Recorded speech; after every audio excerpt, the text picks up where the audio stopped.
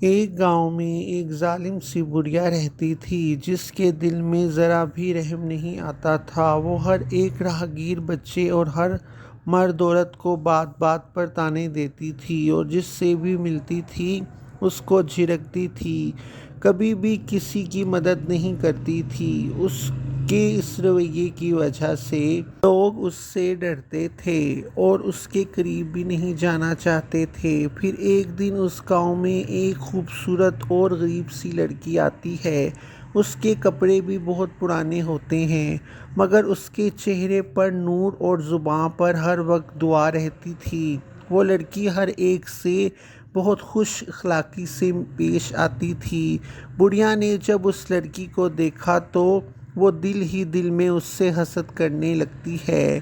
اس بڑھیا کو ایسا لگتا ہے کہ یہ لڑکی گاؤں کے سب ہی لوگوں کا دل جیت لے گی۔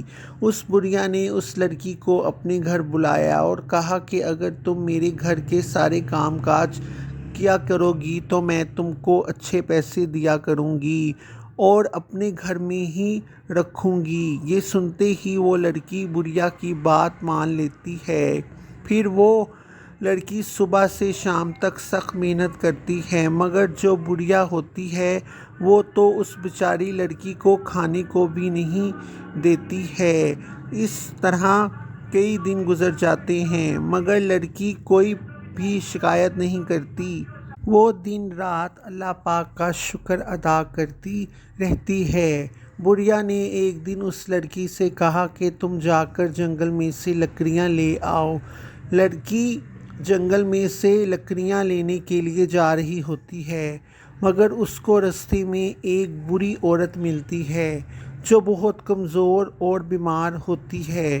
لڑکی اس عورت کو دیکھتے ہی اس کی مدد کے لیے رک جاتی ہے۔ وہ سب سے پہلے اس بوڑھی عورت کو پانی پلاتی ہے اور اپنے پاس سے ایک روٹی بھی دیتی ہے کھانے کے لیے۔ بوڑھی عورت نے اس لڑکی کا یہ رویہ دیکھا تو اس نے دل سے دعا دی اور کہا کہ بیٹی جو کچھ تم نے میرے ساتھ کیا ہے اللہ پاک تمہیں اس کا انعام ضرور دیں گے۔ پھر جب لڑکی واپس آئی تو اس کے ہاتھ خالی تھے۔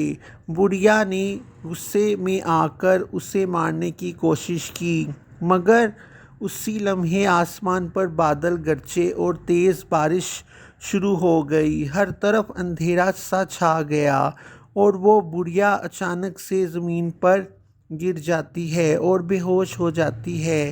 پھر وہ جب ہوش میں آتی ہے تو وہ اپنی آنکھوں سے اندھی ہو چکی ہوتی ہے۔ اس بڑھیا کو تب احساس ہوتا ہے کہ اس نے اپنی زندگی میں بہت سے لوگوں کے ساتھ برا سلوک کیا ہوتا ہے۔ بڑھیا فوری سے اس لڑکی سے معافی مانگتی ہے اور لڑکی بھی اس بڑھیا کو معاف کر دیتی ہے اور اس کے بعد پھر سے اس کی دیکھ بھال شروع کر دیتی ہے۔ وہ بڑھیا اللہ پاک سے بھی دل سے روتے ہوئے معافی مانگتی ہے اور لڑکی کے ساتھ مل کر اپنی باقی کی زندگی گزار دیتی ہے۔ اس کہانی سے ہمیں یہ سبق سیکھنے کو ملتا ہے کہ نرمی، صبر اور نیکی کبھی رائے گاہ نہیں جاتی اور ظلم کا انجام ہمیشہ پچھتاوا ہی ہوتا ہے۔